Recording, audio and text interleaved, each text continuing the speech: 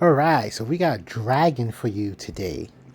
Yes, we are basically just making decks for new leaders, and then we're going to make decks for old leaders, and then we'll probably circle back to some new leaders again. But this one is an interesting one. We essentially had like an idea to just be relatively board presence aggressive. That's kind of our train of thought as you see the cards that we choose to use. Still a work in progress though. But here's kind of what we got so far. We're going up against Pudding, one of the new leaders. And that's gonna be coming out. I know people are excited to, what do you call that? Try to rush 10 drop big moms and do as much big mom damage as possible. But yeah, I think the main issues overall, right, with Dragon is that he suffers from Zoro's better. Like, there's a lot of leaders out there that not a lot, let me not say a lot, but technically there's leaders out there that suffer from Zoro's better, and it's like you're better off just using Zoro, you know? So that's kind of Dragon. The best he can do, you put 2 Dawn on one, and then you just move the 2 Dawn over to another. So essentially, you're getting to use your multiple Revolutionary Army abilities, right? You know, that's like the thought behind it. But essentially, you use Zoro, you put 1 Dawn on Zoro, and then everybody gets the 1k pump. So you just, if anything, just need to invest 1 Dawn on any character you want to activate their abilities. So yeah, Zoro's a 50% off for 1 Dawn. That's essentially, if you was to use Revolutionary Army with Zoro's 50% off of 1 Dawn. So, okay, so get into the Dragon thought process, and it's like, wait a minute, with Revolutionary Army, they got a decent amount of cards out there that help you push them onto the board. And Dragon is a 5 life leader, so maybe we could take advantage of that. Maybe we can really push it, and that we got so many cards in our hand. Maybe we can push it and really like fill the board and get to overwhelm our opponent with attacks and whatever abilities we get to pull off at the time.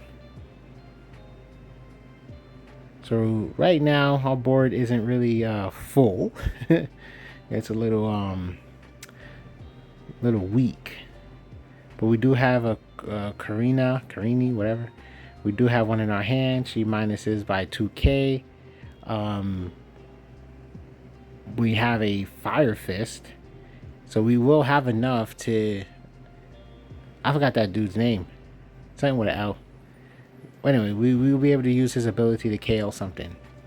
So we could definitely get 1 person off the board. There you go, minus 2,000, 5k.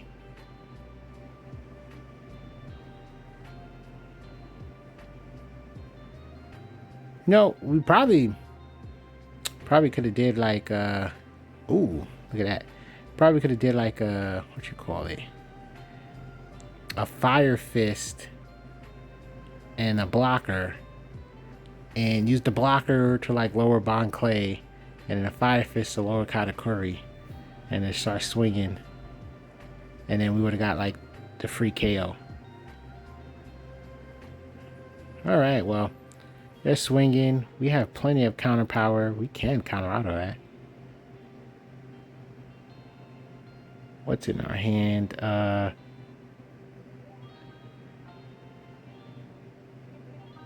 Oh, we give a pump.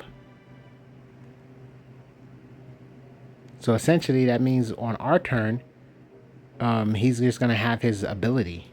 Oh no, we lost our life anyway. Okay, so we have the blocker. That card right there can help us potentially block an attack and cheat a character onto the board. Right now, decisions.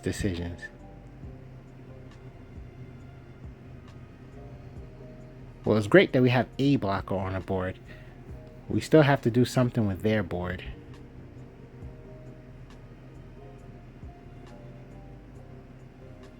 And since we caught the trigger on that one card, our character here, Mr. Lemony Winks, he's gonna be able. Ooh, we're gonna get rid of that Big Mom, huh? He's gonna be able to just swing with no Don attached and get his ability. So we just took 9K off of that Big Mom.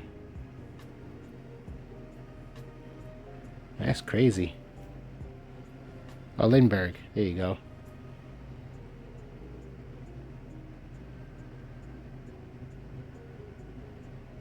Okay, I mean, you could attack the Bon Clay. He's like free pickings.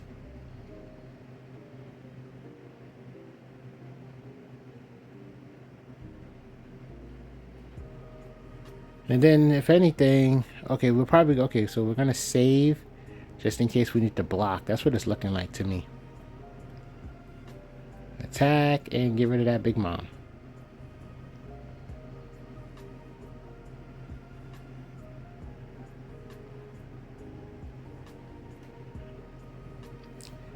I guess we're debating because that's a card we don't want to lose. So it's better to just leave him active. Look at the hand that Pudding got. Goodness. The hand is insane.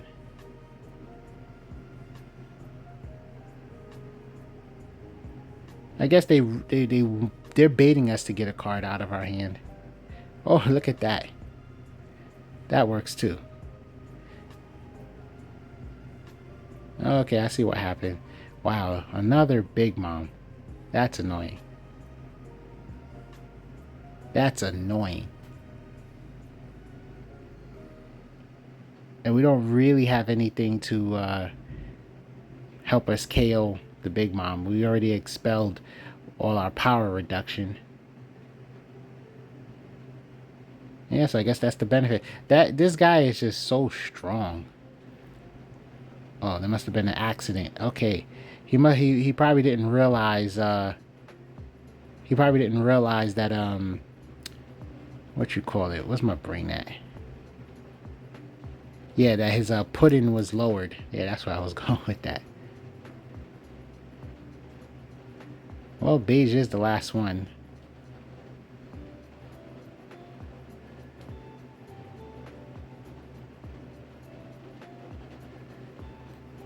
I mean, yeah, the only viable person to use this on is Koala. If you attach, you attack, and then he veggies the Koala. That's best scenario for him, in my opinion. Wow, this is a hefty swing. Okay, we're just gonna guarantee that last life, force that out, and they're protecting it. Okay. Wait, we can move it over, and okay, we decided not to. Well, that's a block.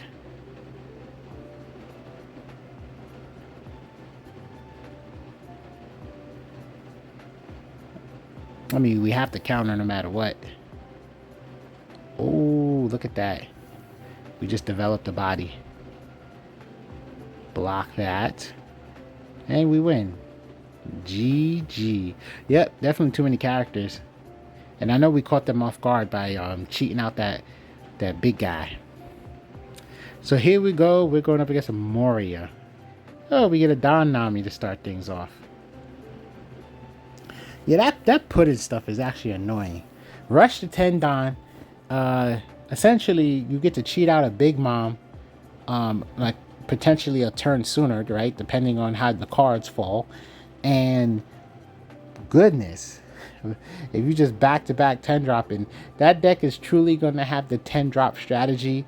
Once people perfect it, I can imagine that deck just being nothing but outright scary.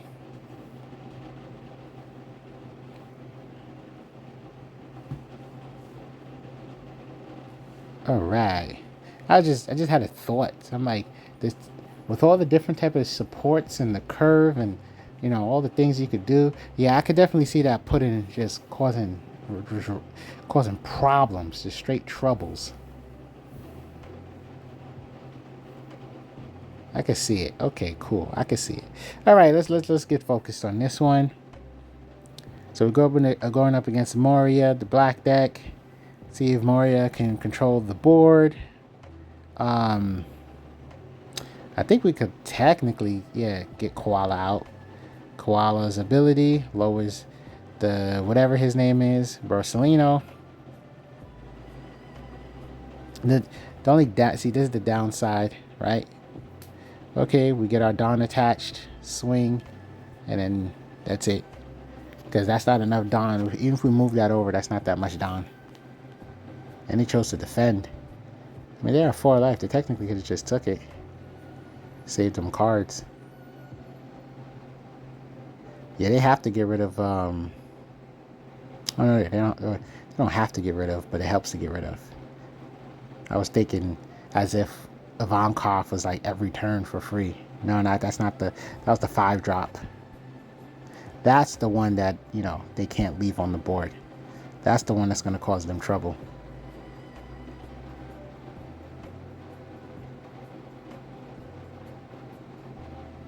See, this is kind of fun. Use this, cheat something out. And then we could just move Don over. I mean, technically, we'll probably have to target the Borsalino and then attack, because that's going to be like a free block, right? Okay, so we do have 1 extra Don, so we can move over the 2 Don and then attach a Don. Okay.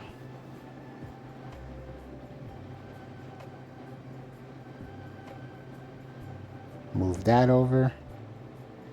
Swing for 6. Yeah, they're definitely going to have to take this one. Oh, okay, so we're going to get the... Yeah, okay, we're going for the card out of hand.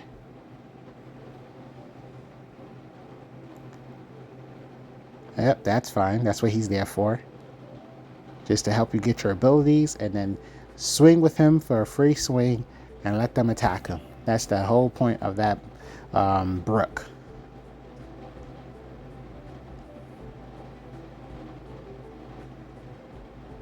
Well, it's not the end of the world if we choose to take a life, but you also got a Brook that you could chuck it.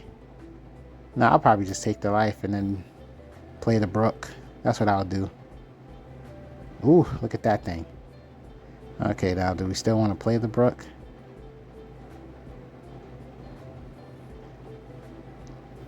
They're low on hand though. We potentially, if we actually cook the board real quick, they're in trouble. Because keep in mind, if we like, let's say we do play the Brook, give it to Ivankov, Ivankov's ability, get something else out. Like, you get what I'm saying? But maybe it's just, yeah, maybe we just keep the Brook as counter power, and then we got so much Dawn to play with. Oh, we're swinging for 6. Okay, we're trying to bait cards out the hand. That's what that is. And they let it go. Now, hey, I say just make it count, if anything. Long cost ability. Get that one out. Lower.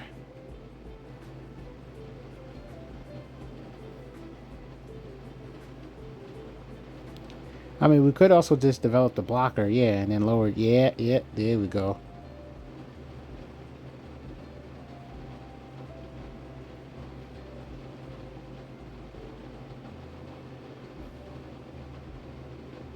I mean, they have to take it. I don't know what the thoughts are right now.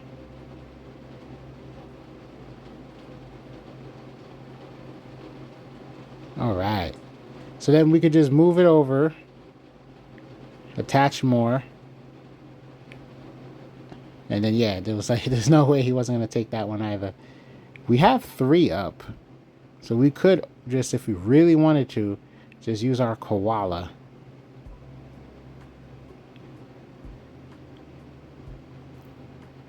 Oh, okay. I think we is it try to set up for next turn. That's the idea here, because he can't be blocked. Okay, we're gonna go for the pressure, because essentially they might end up using Borsellino anyway, to be honest. Do they really want to go down to 1 life? We do have a blocker, and we have counter power. Oh, it looks like they made a bit of a boo-boo.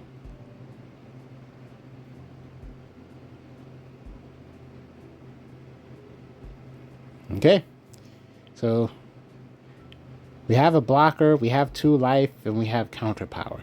So it might be difficult for them to go for game, but if they choose to go for game, then essentially, what do you call it?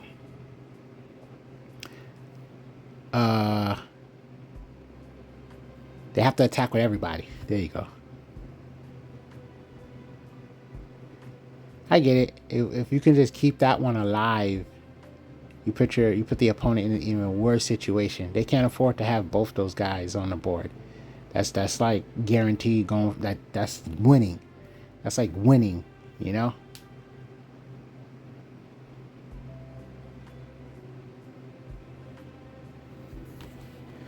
Well, they probably didn't expect us to block. They probably, if anything, was hoping we just lose cards out the hand. I'd say that's okay. There's no point. Yeah, there's no point in going hard for that. 7, and then they're gonna have 1 more swing. There's no rush on in that deck. We could just get rid of the banish, and you got to pick a 2K. That's what it is.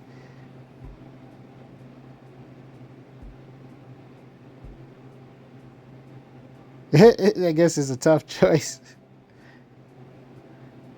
Okay.